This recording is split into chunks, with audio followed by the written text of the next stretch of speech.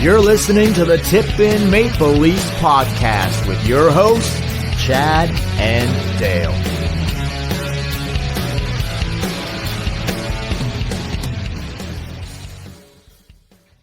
Hey, everybody. Welcome to the Tip In Maple Leafs podcast, episode number 273.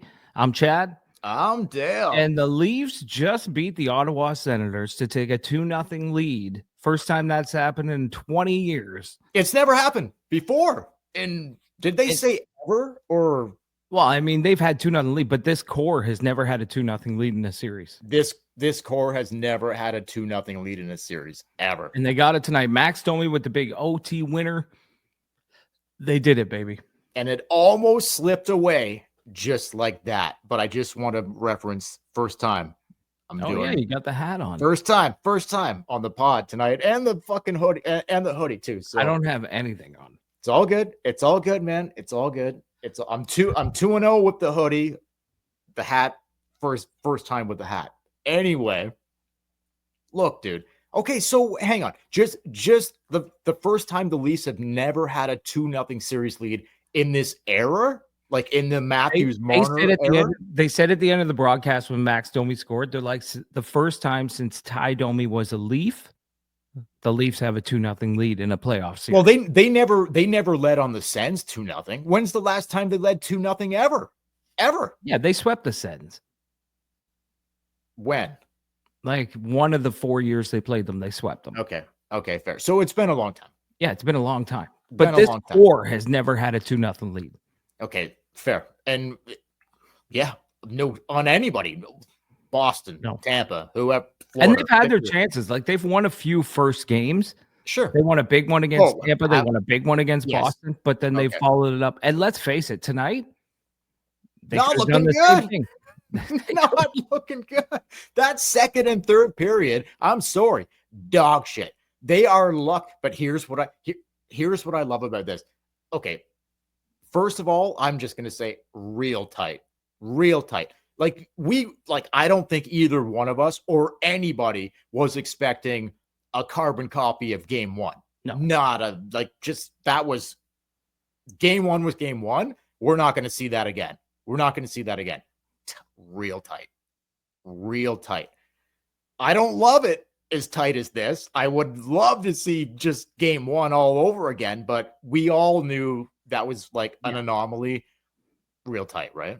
Real tight. You only get real tight a few times in your life. And then it gets, as it goes on, it gets looser and looser. I don't know if that's what we're dealing with here for the next week or two. I think it's going to just be tighter and tighter, but that's right. It only gets tighter and tighter. I'll tell you what I do not like this Allmark character, Anthony Stolarz. More on him in a minute, but yeah. Okay. Just backing off of what you said there, like the Leafs haven't had a 2-0 series lead in fucking, I can't count how many moons ago was like, how many moons ago are we talking here? Like, I can't even, we were just young pops, like learning our way. But now we've learned the way and we're like, here's what you do in game two, blue and white. You don't fucking lose. You got a chance to go up 2-0. You fucking do it. Yeah. It looked like in the second period, they were pissing it away. The third period didn't love it. Ottawa had one shot on net. I'm going to get to that. And it went in the net. Didn't love that. But they found a fucking way. And that's what it's all about. Real tight, though. But going right back to the start here. Foo Fighters. Does Hockey Night in Canada have a fucking burr in the saddle with the Toronto Maple Leafs? Did you catch the intro song to this fucking lead-in game? I didn't catch it, no. Foo Fighters, Pretender. You know that song? Yeah, I know the song. What if you Pretender by Foo say Fighters? I'm not like the other? One of these, I'm a pretender. Like, to me, that looked as like, what the fuck? Like, that to me was like almost like a direct shot of Hockey Night. And here's the deal. You don't think they picked it because it's an upbeat song? So, no, not at all. Okay. Pretender. Here's the deal, Sportsnet. Figure out where your fucking bread is buttered, baby. And it's the blue and white fucking team playing at Scotiabank Arena. That's who makes the fucking money. And if they go on a deep fucking run, that's where the most eyeballs will be on. I just took it as a slight, as like, you're a pretender. Like, was that a slight against the Leafs? Was it a slight against the Sens? I don't see how it would have been a slight against the Sens, since this is their first time in the dance in fucking 10 years. And the Leafs have been there. This is their 9th year, and they're trying to figure, like, I didn't like that. Like, I'm like, dude, Sportsnet, figure it the fuck out. Like, these guys butter your fucking bread. So if you didn't catch the intro, then that's fine. But I just took it as like okay, so you're calling game one just like a what? Like the Sens should have won, but they didn't. I don't know. I didn't like it. Yeah, I didn't see it, so I can't really comment. I don't really know. Didn't like it. Couple quick things here. Berube. Tonight more than ever, even though they almost blew this one. I've been seeing so much chat of like the Battle of Ontario, like in the early 2000s and whatever. Craig Berube, Pat Quinn. Do you see a comparison there that like I was holding off kind of all regular season, like with not saying what do you mean? Like, how do you see the comparison? Well, how do you not? Do you mean because like I met Pat Quinn at the Hockey Hall of Fame the year Patrick Wall was inducted, and I went up to him and I'm like, hey Pat, I was hammered, and I'm like, hey Pat, how you doing? And I shook his hand, and his hand was like a shovel. It was so fucking big. Like monster. The man was so big. Like, do you mean that? Because I would assume Berube is the same. I would assume Berube. No, I But don't you mean coaching that. Style. No, I just mean just like you look at like when they show like the highlights of the Battle of Ontario's past, where like Tucker's jumping into the bench and like right. Pat Quinn and Keith Acton are like up on the boards. Quinn's got a stick in his hand, like talking to Jacques Martin or whatever. Like, you want me to fucking come over there right now? Because I'll fucking do it. And Jacques Martin's like, no, it's okay. Don't worry. Don't come over here. Like, you just stay over there. Like, just that kind of mentality of like just the old Irishman behind the bench, Pat Quinn, who my favorite Leafs coach of all time, without I love Burnsy too, but Quinn is my dude. But dude, like Berube just like, does he not have like, they give the camera facial shots and like, does it not just kind of have some type of reminiscent there of like the Quinn days? I get what you're saying. Yeah. Sort of the big, strong kind of guy behind the bench, kind of keeps his calm and composure. Like they did show on the broadcast tonight, Mark Savard celebrating from game one, and Berube kind of hit him and was like, hey, we don't do that. Like, just calm down. Yeah. So yeah, I get it. But let's get into the game. We just wasted 8 minutes on intros and old coaches. Well, no, I mean, I think the coach comparison is like a relative thing. I really do. Like, I think this might be their closest coach to Pat Quinn that, well, not, I don't think it is. Like, this is the closest type of animal beast coach that they've had since Pat Quinn. Like, they've had a hand like Ron Wilson and fucking, there's been dudes in Randy Carlyle. I didn't think Carlyle was like a bad coach, but like he was a bad coach. Okay, like I didn't think that personally. It was a bad team, whatever. Like Carlyle, whatever, not a great coach. But Pat Quinn, Craig, like just something different. Oh man, it's just like there's no bullshit there. And I absolutely love that. Anyway, before we get like really into it here, the calmness in their own end. Have you noticed this throughout the first game? Like, yeah, I said it in the last podcast. I said it like that. This defensive core 1 through 6 is the best we've seen. Like they break up cycles. They just hang on to the puck. They get the puck out. Like Ottawa outshot the Leafs tonight. Yeah. Ottawa played great. I didn't really feel like they were threatening all that much. Like the Leafs D do such a good job of boxing them out. Like they didn't get a lot of high. Didn't they score on their first shot in the third period? Love a good box, but their only shot in the third period. Their only shot in the third period. Like that's the Leafs D doing because we're so used to the Leafs D scrambling, like scrambling to get around, scrambling to do anything. It's just and Tanev and McCabe lead the way. Like that pair is Oh, unbelievable. They just break it. I said it a couple podcasts ago. If you did a montage of Tanev, it would just be block shots and breaking up cycles. That's what he does. 100%. But like just in the now that we're in like we're 2 games deep and like we're going to Ottawa, more on that in a bit here. But like it'll be good to finally see a home game. Yeah, more on that in a bit here, but like just how calm they are in their own end. That's just something that we are not familiar with, especially in the playoffs. Like it's just you don't see it. Like we haven't seen it anyway. Like I saw it a lot in the first period. Like it did slip away a bit. I'm not like I'll be honest with you. Like it did slip away a bit, but I still am very impressed with just how poised and how calm they are in their own end. Even when the game was slipping away, they still played calm and composed. For sure. I felt like it was the forwards.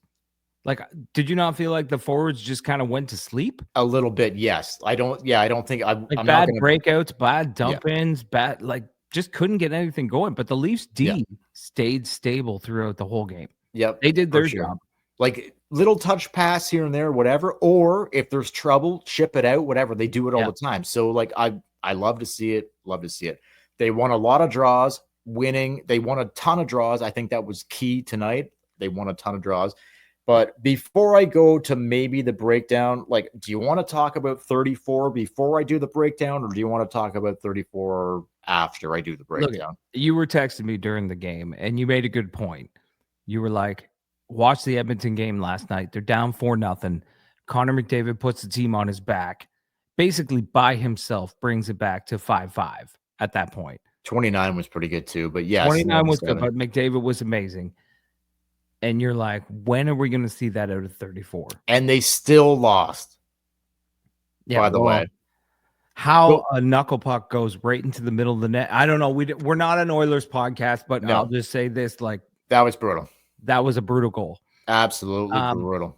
But you made a great point, though, man. You made a great point. The Leafs they were flat tonight in the second and third period. They didn't have their mojo going. The defense was doing their job. Stolarz was doing his job, but the forwards didn't have it going. That is a great time for 34 to grab the puck and say, I'm putting her in the net. Have you seen anything from 34 here yet? I mean, he's playing good, but I haven't seen him elevate to the level like what McDavid did last night was unreal. He took a game that Edmonton should have lost, and they did lose, but not because of him. They could have come out in that third period and been like, they were down 4-0, just been like, it's over. Over. It was over. It was over. But this was different. It was 2-1, and then it was 2-2 with 5.5 minutes left. And he could have at any point just been like, I'm going to do something special here. And we haven't seen it yet. But maybe he's saving it for Ottawa. Well, in front of the home fans. Okay. Like, I just like, okay. Okay. Well, like you want something more. Well, look, like every game, not 2 or 3 games go by and then we'll get one good one. Yeah. And then another 2, and then another 2 or 3 go by and then we'll get like McKinnon and McDavid. They don't do that. They don't fucking do that. Every night they're noticeable. He's the highest paid player in the league. He makes more than McKinnon. He makes more than McDavid. You might want to show the fuck up, dude. How about that? Just show the fuck up. You're playing Ottawa. What's going to happen next round when you play Tampa or Florida? How's that going to fucking play out? If you disappear like this, I'm not saying he's like pulling a disappearing act. No, he's not playing bad. No, but he's not playing great. He's not dominating. He's not dominating. When's the last time you saw him like just, I'm taking this puck and I'm fucking driving and I'm making it happen? Well, like you said, just like McDavid last night. Like he did it twice. He got a Hyman goal and then he drove to the net to score the tying goal himself. We haven't seen that out of Austin Matthews yet. When Skinner let that fucking floater go past him with the last, if you didn't see the Edmonton LA game last night, like Edmonton was way down. They came back because of McDavid to tie it within the last fucking minute of play. And then Skinner lets in a brutal fucking goal. And McDavid was like, they panned to McDavid on the ice. And he was just like, because he had played so good.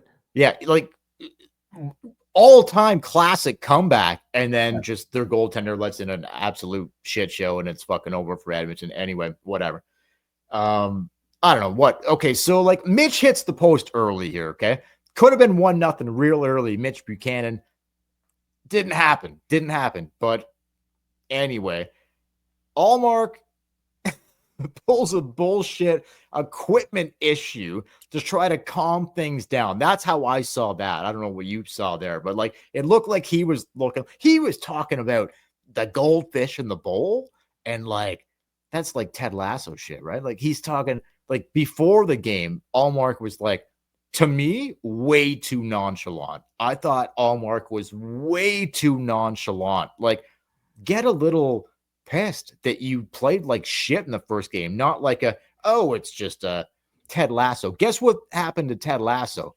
He got, I don't know, did they win or did he get fired? I think they won. I love that series. Well, I love the TV show. I love Jason. And by the way, someone commented on the Mitch Buchanan on YouTube, and they said that it's called a can.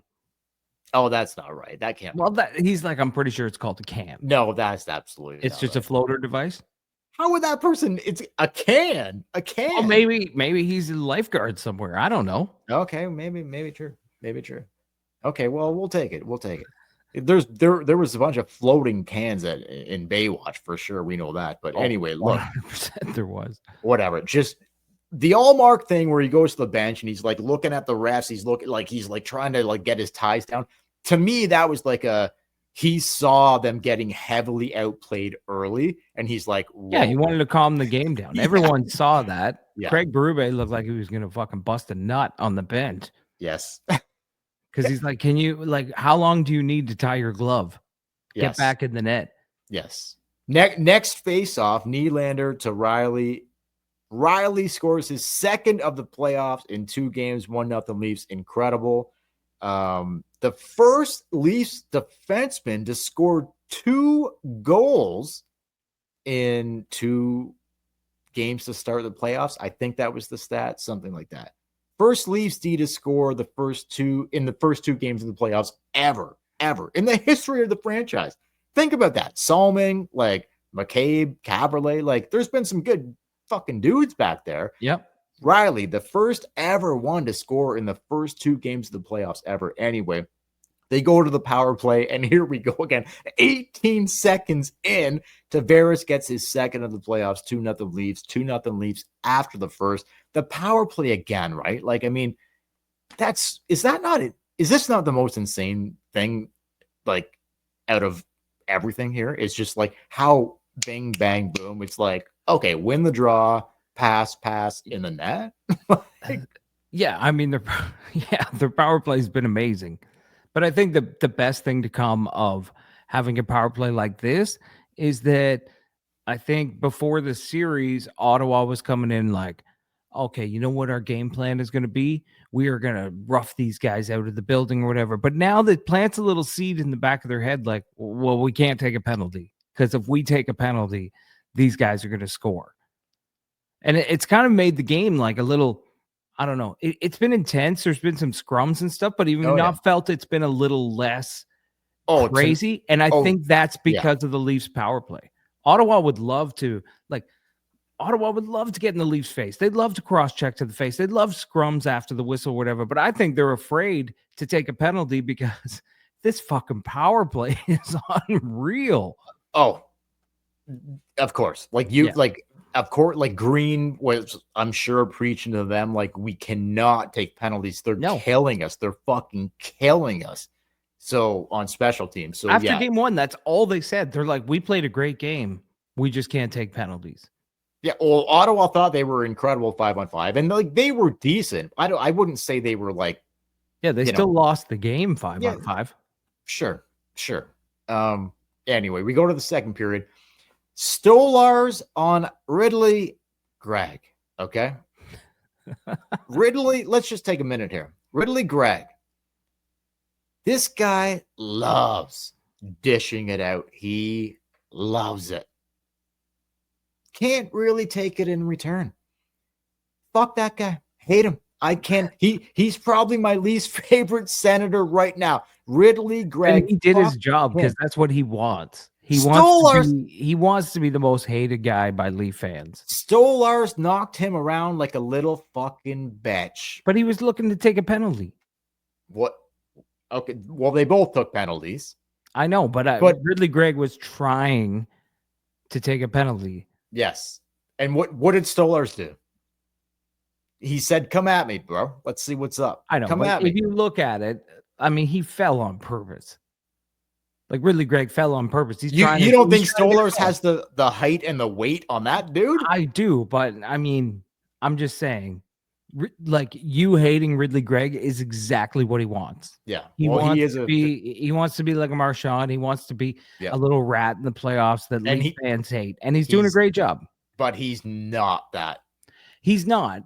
But that's what he's trying to do. And he is getting under the skin. He is getting, I mean, you brought him up on this podcast just to say that you hate him. So he's doing his job. He stands out to me as the most just like for sure. He's the biggest dick on the ice for the fucking black and red team. But I just like Stolarz was just like going at him. He's like, come on, man. Like Stolarz was like, come on. Like the goalie, the Leafs goaltender was like, what do you want to do? You want to try after he ran him in the first game, basically. That's what I mean. I think it had a lot to do with, hey, you tried to take my leg out, you tried to take my knee out in game 1. Come on. You want to try that again? But my point is that like the hit that Stolarz laid on him, like he fell to take a penalty. He dove to take a penalty. Yeah, fair. But anyway, fair. Yeah, he's a piece of shit. Yeah, I still think Stolarz would have knocked him on his ass regardless. But probably. But anyway, I just want Stolarz to stop pucks, which he was doing. But Sens go to the power play. Brady Tkachuk gets on the board to make it 2-1 Leafs after the second period. We go to the third. I didn't like the Leafs game in the second or the third, really, to be honest with you. But Marner gets a high stick. Cut. No call. They called it a follow through. What were your thoughts on that? Would you have called that a penalty or no? I probably would have called it a penalty because, I mean, isn't the whole rule like you have to be in control of your stick? I know there's a rule on the follow through or whatever. Yep. And they're like, well, it hit Nyes' skate and kind of went crazy. Well, what's the difference of hitting Nyes' skate or like when guys get their stick caught in the boards and come down and hit someone in the head? But at the same time, I was like, I don't care. I don't care. Just win this game. Yeah, like, they should. I don't care what the refs do. They should have been on the power play there, though. They should have been on the power play, but I didn't care. At that time, it was 2-1. And I was like, I don't care. If you don't get a penalty, if you don't get a power play, I don't care. Like, find a way.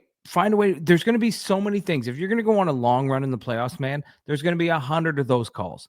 There's going to be so many times where you don't have your legs underneath you in the third period, but you have a 1-goal lead. There's just going to be all this. Find a way to get the job done. They did it tonight. It took overtime, but they did it tonight. But I'm not going to sit here. I mean, I'm not going to sit here and be like, oh, it should have been 4 minutes. It should have been 2 minutes. No, I don't give a shit. Yep. Just find a way to win the game. No, I agree. I think it should have been a penalty though. Like right. I just in the scheme of things, in a long playoff run, who gives a shit? Fair. So anyway, take the refs out of it because you're going to have to win with or without the refs. So here's the thing, though. Right after that, the Sens score on their first shot of the third period off of Benoit's stick to tie it at fucking 2. The Leafs should have been on the power play. The Sens come right instead of the Leafs being on the power play. The Sens come right down and fucking tie it at 2. Anyway, another bullshit call. Sens shoot the puck over the glass with 3 minutes to go. That one confused me. Okay, like I didn't Like, see it. Like, to me, it was right out, but yeah. apparently not. Apparently not. What was the ruling on that? Hit the Because hit the that one's glass black and white. hit the glass first before it went out. Okay. Hit the glass first, I think, is what they were going through. So there a couple bullshit call. Okay, were there some bullshit calls in game one against the Leafs? Against the Sens for the Leafs? Probably yes. Was there maybe some arguable, questionable bullshit calls against the Leafs in this game? I think so, personally, Okay, but I'm a homer. that's So, what no, but that's the way the playoffs goes. It evens out. The first game, you got a whole bunch of power plays. You capitalized on them. You won the game 6-2. Tonight, a couple calls that probably should have went your way, didn't go your way, but you still won. And the best part about it is we don't have to listen to fucking Sens fans being like, "Oh, it's the refs. It was all the refs' fault." well. What did the refs have to do with this game? I don't know. I don't know what the Sens fans are going to be saying tomorrow. I'm not sure, to be honest with you. You can't But blame it on the refs. here's what I do know. 2-2 going into overtime, and Simone Benoit totally redeems himself. And he gets the puck to Max Domi, and Max Domi rips it home in overtime to give the Leafs a 3-2 fucking win and a 2-0 series win in the Battle of Ontario. Like, what are we talking about here? Like, totally redeems himself. Benoit and Domi, of all dudes, contributions. Like, Chad, we talked since the puck drop since the Thanksgiving weekend in tonight. He was terrible. Domi was terrible. He barely played. I know, like, Berube went back with him and put him with Tavares and Nylander a little bit, but I mean, he didn't trust him at all tonight. And that would have been we were texting who's going to score the OT winner. That probably would have been one of the last guys I would have thought. No way! I would have never said. But that's the great thing about the playoffs. You never know who it's going to be. Since puck drop on Thanksgiving weekend in October, like, Max has not played well. But here we are in the playoffs, and he buries a fucking massive goal to win the game for the fucking Leafs, and all's good. All's good, right? That's all it takes. That's all it takes. One goal in the playoffs, and we all forget about it. Yeah. We forget about how bad he was tonight. Doesn't matter. Scored the winner. He fucking found a way to fucking pop it in the back of the net. So there you go. Okay, so anything else on the game? I got a couple quick things before we get out of here, but anything else? Quick things. Okay. The game, it was game 2. They won. It was, looking. We need 2 more wins. It was looking dicey there for a bit. But the best part about it, man, is that they went up 2-0. They played a shitty second. They played a shitty third. And they still managed to pull out the win, because the way the Leafs play in the playoffs is they usually bounce back from games like this with a better performance. And if you can bounce back with a better performance after pulling out a win, because if they're playing Florida, Tampa, Boston, they probably lose this game. 100%. But they pulled out the win. Couldn't agree more. It's incredible. I'm gonna go out on 2 things. Okay, 2 things. And I can't believe I'm saving this to the last, but it will be my last thing. But two things. Second last. What do you think the vibes are going to be like in Ottawa for games 3 and 4? The Canadian Tire Center full of Leafs fans, or not? Some half full, quarter full? What do you think the vibes are going to be like for games 3 and 4? I'm going to go 33.33%. Okay. The Ottawa's been doing a lot to try and not sell tickets to Leaf fans. Okay.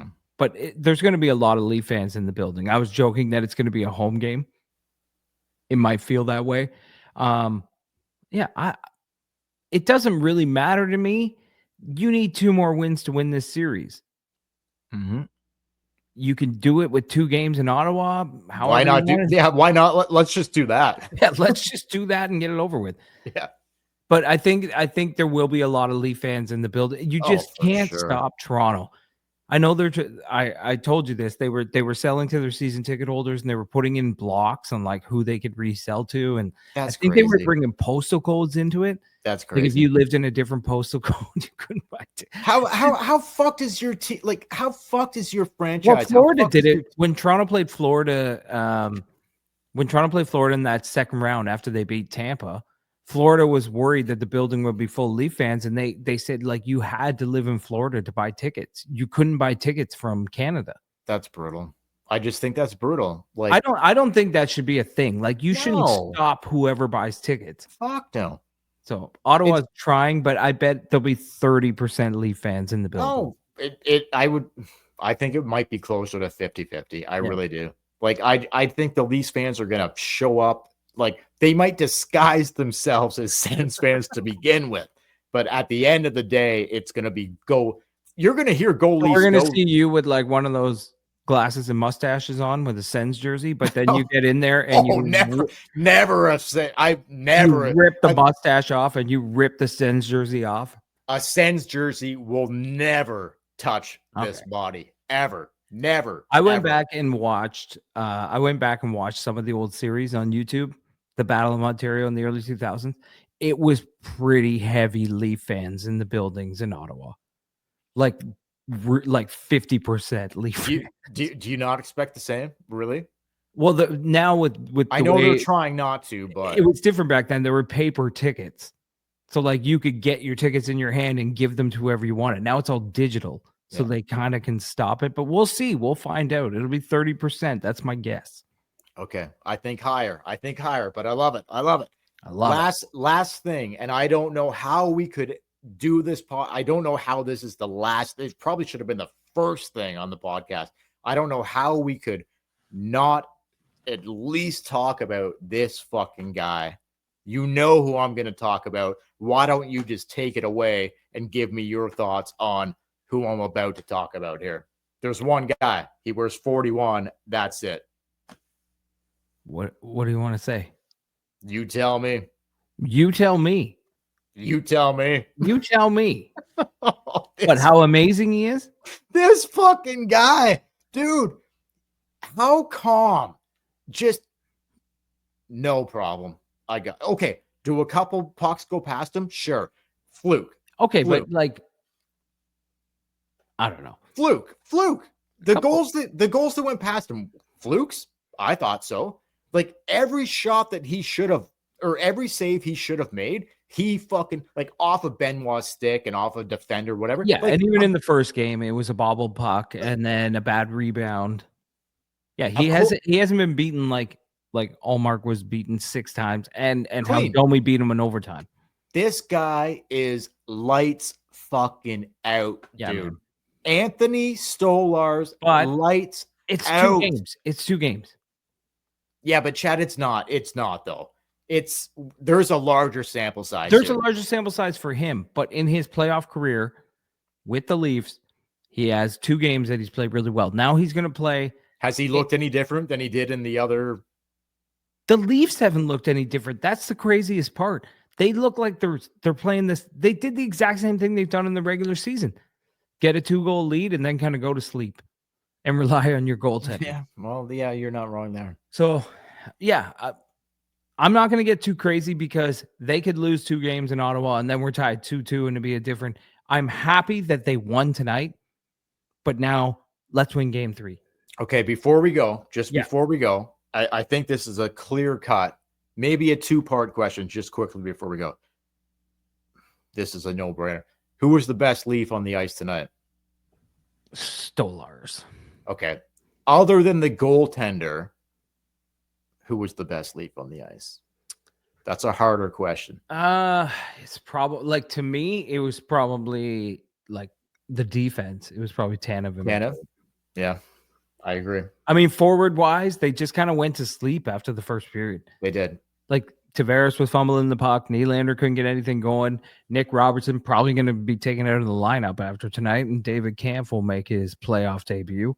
I don't know. Do you change a winning lineup? I could see Berube doing it. I to be honest, I don't understand why David Kampf is sitting in the press box. Pacioretty as well, though. Yeah, it's true. Pacioretty as well. Like Holmberg on that second line.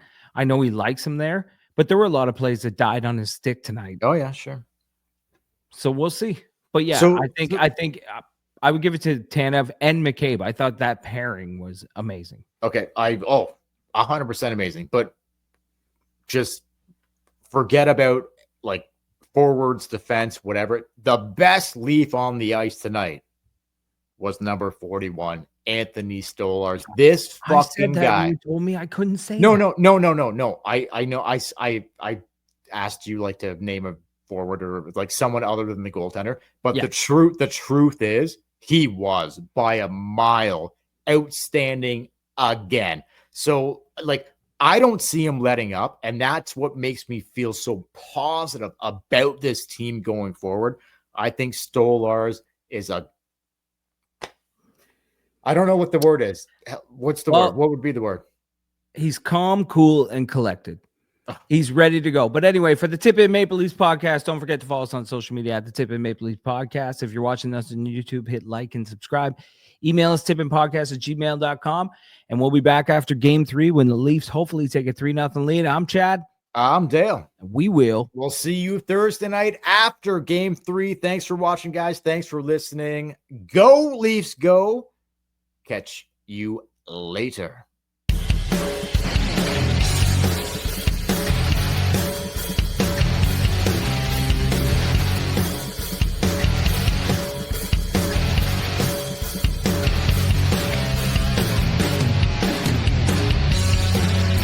You're listening to the Tip In Maple Leafs podcast with your hosts, Chad and Dale.